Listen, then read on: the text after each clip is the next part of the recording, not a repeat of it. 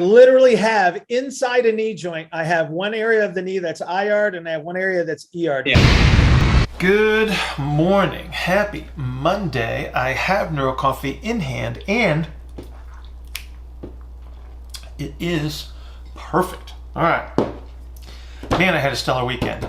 Got to see a lot of extended family that I have not seen in a very, very long time. A lot of people that mean a lot to me. So I appreciate you all. Got to hang out at Elvis's house a little bit. Yeah, it still looks like the 70s as I recall. So that was kind of fun. But let's dig into today's Q&A. This is with Timas. And Timas had a question about a knee orientation that is actually quite common that I think gets misunderstood because of the way that it's described. So in many cases, things that get described as a Varus knee. So a Varus knee is traditionally thought of as a imaginary frontal plane representation, which again misleads us as to what the appropriate resolution would be for situations where people might be painful in that situation.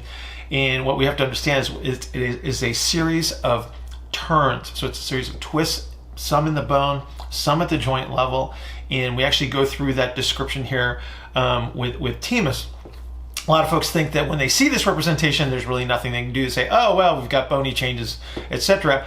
But if we do understand what we're looking at, so if we have a better modeling of this representation, we can select better interventions and actually make some changes in those knees, as you can see right here, if my technology is appropriate.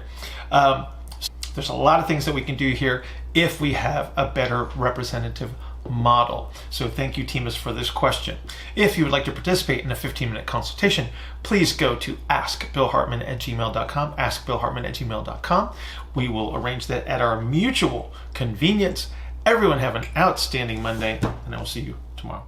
So I have a representation that I would like to ask some basically guidance about or more information about it. Is that often clinically I see that well, I will speak about the left side, what I often see on the left side, and what is sort of the representation that I want to discuss a little bit. So the common one will be that you have that, so if that's my left hand, left ilium, let's say that will be sort of opened up. So that will be like a later presentation. Yeah. Then you have the femur going in towards the center. Yes. And then you have a collapsed foot, right? So that's something that I commonly see. Now, these people tend to have a loss of IR, so I often check the ranges of the knee, the rotations of the knee, so they tend to lose the internal rotation of the knee. So they have that ER orientation, right? Yes. Now, so this is sort of a common thing, but now lately I've been seeing some other clients who seem to be living with the same pains for decades, so they're sort of further into the process, and they seem to have, like, it's sort of a representation of the knee that's very tricky for me. I don't understand it. It's that their medial condyle of the femur sort of sticks out. It's literally like pointing up. It's like a shift in the knee. It's like tibia slides laterally and the femur medially. And then they actually lose the ER of the knee. So they seem to have the IR representation. So if you turn the knee from the sort of position where they rest, they seem to be able to internally orient it or rotate it internally at the knee, but they have very little external rotation at the knee.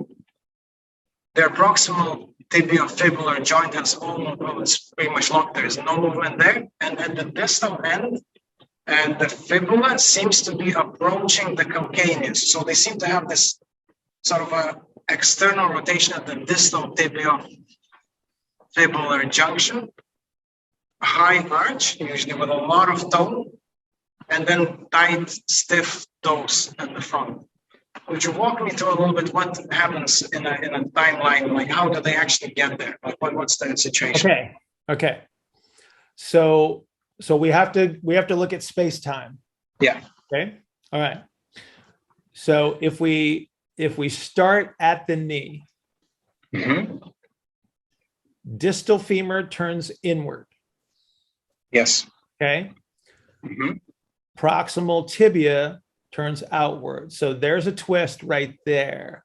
And we're talking about a bony change. So we're talking about the twist inside the femur as a bone as well. Yes. So the condyle, so like if I hold the shaft of the femur still and I twist the condyle. Okay. All right. If I hold the shaft of the tibia and I twist the plateau. Yes. Okay. That's what you got first. Okay. First. Mm-hmm. From the top down, I'm going to start twisting the femur into ER. So I take that initial representation that looked like that, and I'm going to do this, Mm-hmm. and I'm going to push. So as you move the leg, it starts to look like a bow, right? Okay.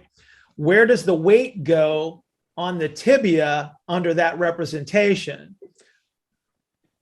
Which side of the tibial plateau is absorbing more weight? Well, I suppose lateral. No, it's actually on the. So when I bend a bow, so the convexity goes this way, the concavity goes this way. The concavity is where the weight's going to be. So that's the compressive side, right?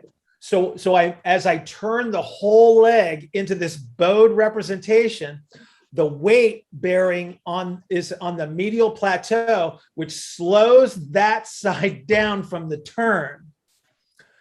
That's why it looks like you have internal rotation of the tibia, but you don't. You have a bend in the tibia that's slowing it down so it doesn't turn as fast into ER. It's the weight-bearing surface. Okay? So where does this bend actually occur? Is that inside the tibia shaft? Let me see. Hang on. So if I put all the weight right here, where my finger is, this angle right here will increase. Yes. This down. Right. I'm still moving sideways, so I get a bend in the tibia that goes like that. Okay. Bending this way while the whole thing turns out this way. So I'm pushing down here. So again, it's like we have to move through time here. The pressure here is IR. Yes. The reduction in pressure here is ER. Okay.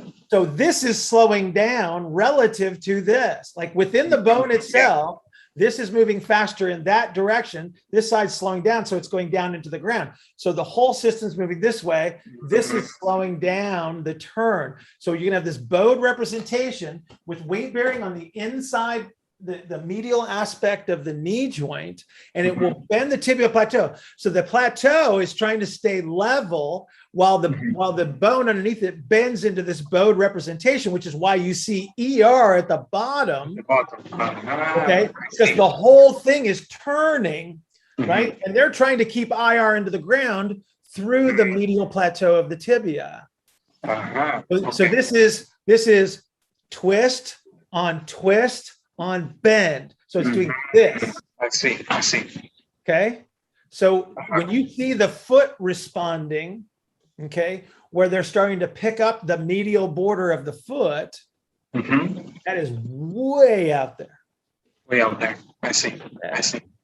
And there's that shift that happens between tibia and femur. Is that because the medial side is delayed and the right side, the lateral side has more ER still, so it has to. So sort of, is that the tibia action, or is that the femur action sliding in, where that shift happens? So the femur is pushing down. Okay, the femur becomes the weight-bearing bone. Yes. Okay, it's like a medial heel. It's like a big toe pushing into the ground. But I don't have that representation because the ER took me so far out away from midline. So for me to push down into the ground, I have to increase the weight bearing on that bone, right? And so when you ask me which one it is, it's like, well, I'm just creating a shape that slows that movement down. So think about this. So is IR compression or expansion? Compression. Okay, so ER is expansion. So if I'm looking at a knee and it looks like that. Yeah. You ever see an X-ray that looks like that? Yes. Okay.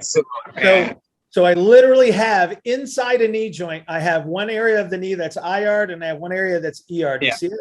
So the outside edge of the knee is moving faster in this direction. This side is trying to slow down. You get it? Yeah. That's why the representation. That's why the representations are are consistent. ER is expansion, it's movement towards that space. IR is compression that slows me down. So like literally within the knee, you've got that full representation. That's really helpful.